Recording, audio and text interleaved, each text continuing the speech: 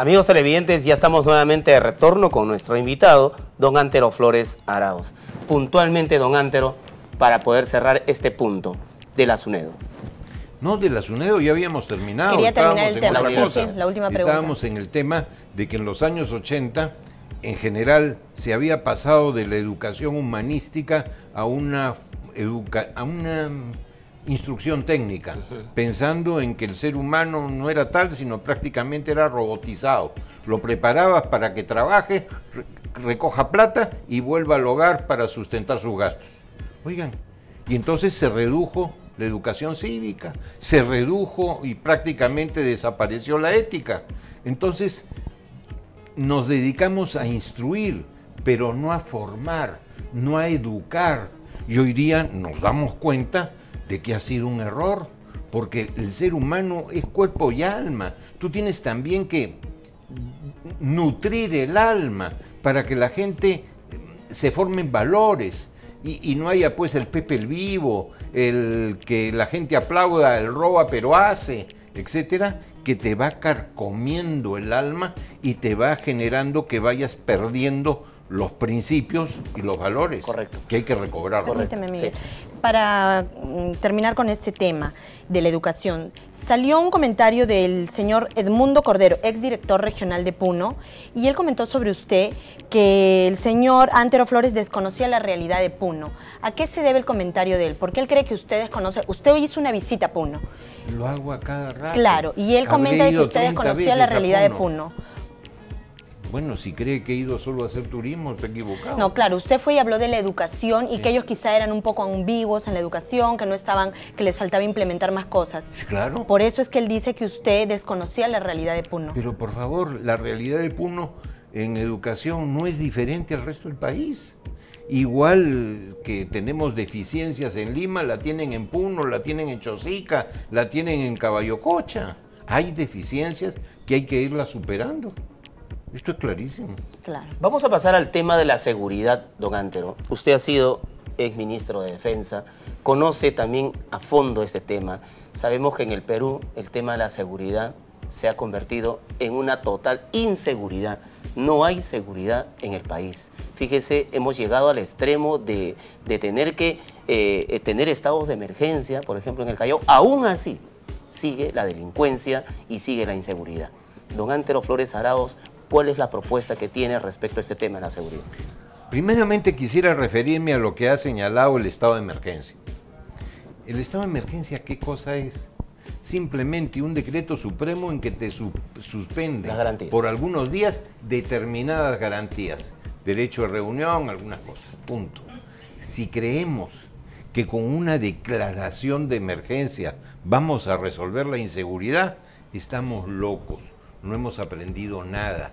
Esto no es cuestión de más normatividad nos sobra. Tenemos que reducir al revés tanta normatividad que genera tramitologías absurdas. Lo que tenemos que hacer son cosas lógicas. Necesitamos, por ejemplo, más policías en la calle. ¿De dónde los vamos a sacar? ¿Con promociones aceleradas? Yo creo que no. Lo que tienes que hacer es que haya la gente de las comisarías, como tienen una comisaría acá al costado. Yo les sugiero que vayan a mirar la cantidad de gente que está allí, escribiendo a máquina o a computadora, haciendo copias certificadas. Tiene lógica que un policía que ha estudiado para dar seguridad, para investigar el delito, para, ¿qué te puedo decir?, proteger establecimientos públicos o de servicio público, como puede hacer la Tarjea, estén detrás de una máquina. Yo creo que no. Eso lo pueden hacer otras actividades, otros oficios u otras profesiones, como por ejemplo secretarias. Después tienes que regresar en alguna medida a las especializaciones. Tú a un policía especializado en investigar delito no lo puedes mandar pues a la policía de tránsito, es de locura. ¿Y estaría de acuerdo en militarizar las calles? No. Primeramente porque su formación del soldado es absolutamente diferente. El soldado está formado para combatir, para el combate con el enemigo. Oigan, y tus otros peruanos conciudadanos no son tus enemigos. Tú los vas a perseguir para que no delincan y para resocializarlos, pero no los vas a perseguir para terminar con ellos, que es la mentalidad militar, porque su formación es diferente. Y como una cuestión disuasiva, tampoco podría ser la intervención que lo haga la Policía Nacional, pero las Fuerzas Armadas... Te cuento. Sí. Tampoco. Por una cuestión fáctica.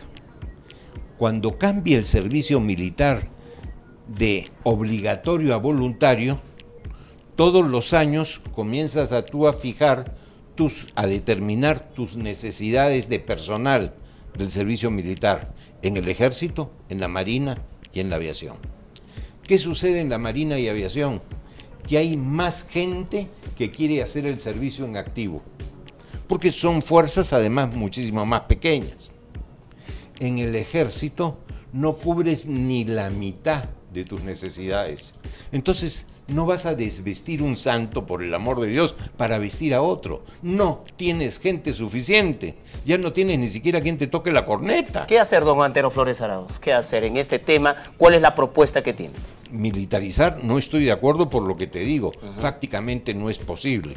Sí sacar más gente a la calle, sí convertir, por ejemplo, la policía el tránsito, irlo entregando a las municipalidades, en delitos que antes no había un expertise para combatirlos, como es, por ejemplo, el sicariato. Nosotros tenemos sicariato recién hace pocos años. Las extorsiones prácticamente no existían. El delito informático no era conocido. Y esa expertise para combatirlos no los tienes. Entonces, ¿qué tienes que hacer? Contrata a una policía del exterior, de algún país que haya sido exitoso en el tema, para que pueda entrenar a los nuestros. Después, el tema de la mayor relación de la policía con los vecindarios. Han creído que todo esto se soluciona poniendo camaritas de video. Pero ¿qué te va a hacer la camarita del video? Te va a decir cuándo y a qué horas robaron, cuándo y a qué horas asesinaron. De repente, si no está con una capucha, vas a poder ver el rostro y vas a poder determinar días después de quién se trata.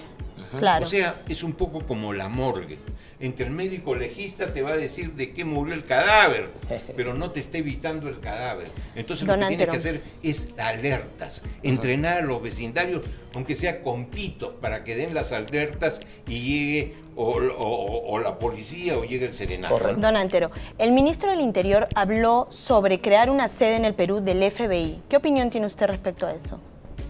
Yo no sé para qué va a ser el FBI, si no puede ni con el ABC. Discúlpame, pero me parece bastante simplón, ¿no? Y con respecto a las armas no letales para los serenazgos. Totalmente de acuerdo. Eso te duele, pero no te mata. ¿Pero no le parece que es un poco contradictorio en caso de un asalto en el momento y que ellos ya, obviamente ya están sobre aviso los delincuentes? Mira, el delincuente siempre tiene una ventaja y nos olvidamos, que es la sorpresa. Tú, ciudadano común y corriente, puedes esperar que te asalten, pero vas inocentemente. Tu camino es inocente, tu salida de casa es inocente, a diferencia del que está preparado para asaltarte, del que cuando ve que tu domicilio está quedando solo porque tú te has ido y va subrepticiamente con una pata de cabra para romperte la puerta. Siempre el delincuente tiene un factor de sorpresa que le da un valor más grande a su actitud delictiva, ¿no? Correcto. Don Antero, puntualmente, ¿qué hacer en todo caso? ¿Cuál sería la propuesta de don Antero para poder superar ese tema de los índices de la Lo que inseguridad? les he dicho que tenemos que hacer, y lo hemos visto, hemos estado trabajando esto con el coronel Fischer, con Humberto Cáter, que tiene que ver con el apoyo a la policía, con el general Carlos Rada, y también, en fin, con otro grupo de gente muy vinculada a la policía, que hemos hecho nuestro plan a base de fortalecer a la policía, hacer que realmente esté especializada. En el ejército, por ejemplo, a nadie se le va a ocurrir que un infante maneje un tanque, porque porque no está preparado. Aquí en la policía tenemos que hacer lo mismo, respetar las especialidades, que haya más policías en la calle, más relación entre las comisarías y en los vecindarios y traer una misión del exterior para que entrene a la policía en la persecución de delitos que antes no eran frecuentes, ¿no? Claro. Usted habla también que deberíamos copiar un poco la doctrina de otros países para tener más severidad con los terroristas y todo esto aquí en el Perú. ¿Eso también incluiría a los políticos que a veces son corruptos? Mira, nosotros nuestra propuesta en el tema anticorrupción tiene varias facetas. La primera es terminar con la inmunidad parlamentaria. La segunda es hacer que la sanción llamada de inhabilitación sea de por vida.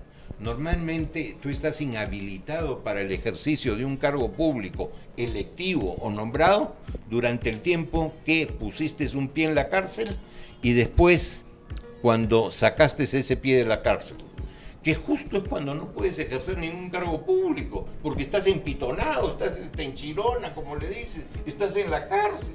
Entonces, ¿para qué te han inhabilitado si per se, por propia situación de estar en la cárcel, no puedes ejercer el cargo? Lo lógico es que sea de por vida, que si tú sales no vuelvas a delinquir. Ya me robaste, ya fuiste corrupto, no vuelvo a confiar en ti, así te arrodilles. Entonces, la inhabilitación que sea de por vida. Y para los casos de corrupción grave, nosotros también lo tenemos claro, debe haber cadena perpetua. Amigos televidentes, para las empresas. Don Antero, sí. tenemos un pequeño movimiento, indicamos a nuestros televidentes que guardemos la calma, ¿sí? Ya está pasando, ¿sí? Un gran susto. No lo sintió.